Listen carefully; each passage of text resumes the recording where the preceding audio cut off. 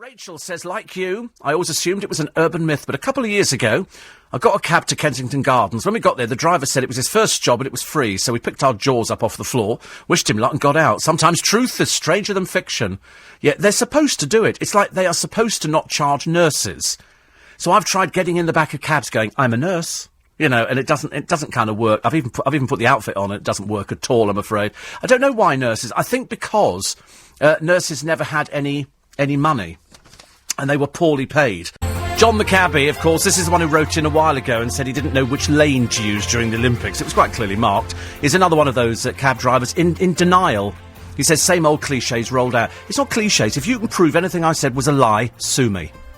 Everything I've said is true. There's the biggest gambling school up at Heathrow. You do set down and pick up at traffic lights illegally. You do refuse fares. Many of you don't pay the right amount of tax. Which bit of that is not true?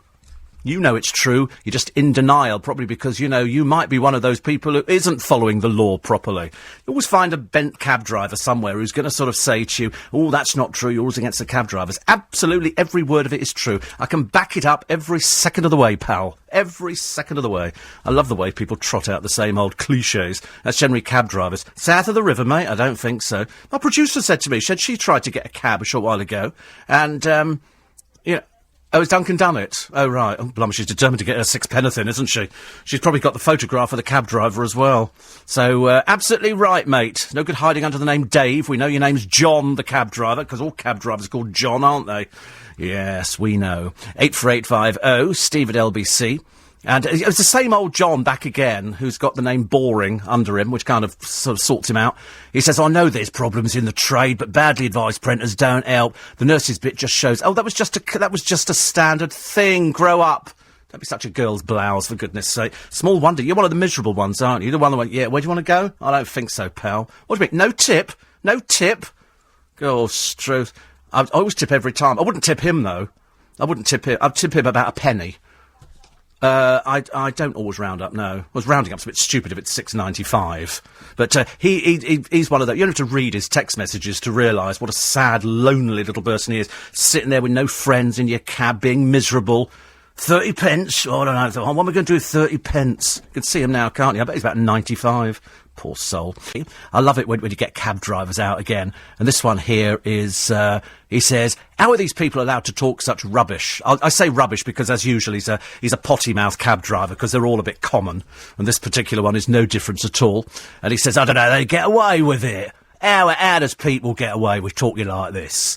And the answer is because you know it's all true. That's why you know it's all true. And, in fact, he spent nothing but moaning about it. I'm a London cabbie and I live in Thurrock. I ain't got a lot going for myself. Yeah, right, mate. That's why you live in Thurrock, innit? Because you're loaded. I'd like to see your tax bill. Love to see your tax bill. And he says, reckon we all hang up at Piccadilly Circus with lights off. Hello, I'll take a picture for you tomorrow morning and I'll tweet it for you. The trouble is with you cab drivers who are undeniable. You're the people that the decent cab drivers despise. And you live in Thurrock, so I should imagine you kind of start with a hang-up straight away.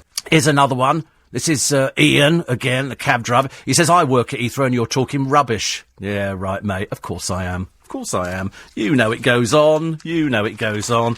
Because you're a liar. You're a liar. It goes on. I've even got cab drivers writing in saying, yeah, but I didn't think everybody knew about it.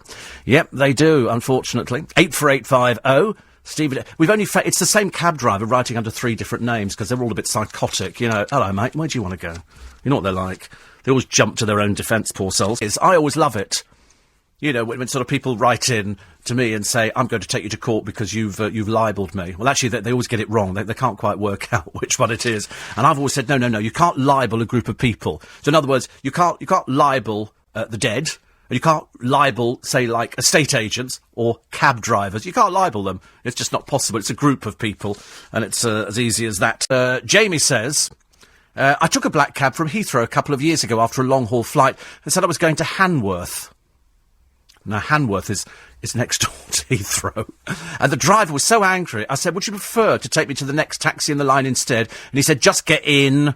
There was a bit of traffic, so on the parts of the road that were free, he sped. Then he slammed on the brakes and was hitting the cars in front. He kept looking in the mirror, shaking his head, and was very rude. I was a girl in my late 20s. I never took a black cab from Heathrow again. He probably lost money at the card school, I should imagine. But also, now they have a system, it's been in place for years, whereas if you go local, apart from that you have to suffer abuse from them, they then have to go to the traffic warden who gives them a ticket. And they've got 20 minutes to get back, and they can come back into the feeder line. OK, so they do that, but they hate it. I've been offloaded before now. He's been going down the road. He said, do you mind, mate, if I offload you here? I'll pull it, and he signals another cab who's going into town, and they offload you into another cab. They hate it. They hate it. Because they're at the gambling school. 84850, Steve at LBC.co.uk. Woo! Love it, love it, love it. I love winding them up. It's great. Patricia says, London taxi drivers sound like a miserable lot. Oh, a couple of them are. They're very depressed, sad, lonely people. They don't have, because they're just sitting in a taxi all day, making a lot of money, and it's really tough, and it's all cash. So you can imagine what the tax man. I'd love to see what they actually put down as sort of tax. I'd love to know what the average London I know what they earn, because as I say, I've got lots of friends who are licensed taxi drivers, so I know what they earn. So I'd love to know what a couple of them write down on their thing. I made £27,000 last year. You liar. You liar. And LJ, it's little Julie, says, you want to see the cabbies' faces when you ask to go to Feltham. They hate it. They hate it. Apparently it's an hour, 20 minutes an hour, whatever it is. You get a little bit of paper.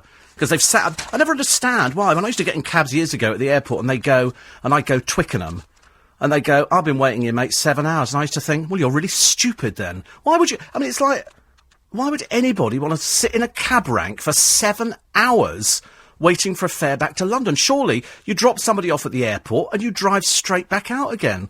If it's a 70 quid fare or whatever it is, doesn't matter what it is. You'd have to be really dumb to sit up there in a feeder park, wouldn't you? But some of them do, I'm afraid, and those are the miserable, sad ones. The ones who've got no life whatsoever. I get that all the time. I get that all the time from people. From celebrities, like Michael Caine, to doctors, to licensed cab drivers, except the nasty little girls' blouses out there, who are people with big chips on their shoulders, a little bit like Harry Ramsden's, and they're not very pleasant people, so don't ever get in their taxis. And to all the people who sit there with their lights off at Piccadilly Circus every single morning, and to all the people who stop at traffic lights every single day. How many people pinch book matches? Loads of people. Black cab drivers with chips on their shoulders pinch book matches. They've got loads of them. They nick all sorts of things. They really do. They pinch everything, luggage left in them. Take that and all that kind of stuff. Who in their right mind, unless you're real chav, or black cab drivers, would actually pinch pillows from...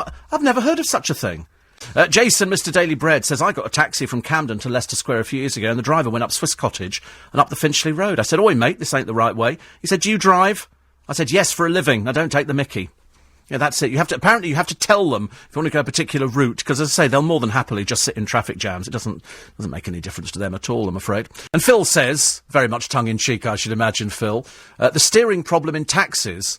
Is that why taxis don't steer to South London? It's a very good guess. Why has that been gone on for years and years and years? And people have gone, South London, don't go south the river, mate. That's strange, that one. How did that one start? It's true, of course. Absolutely true.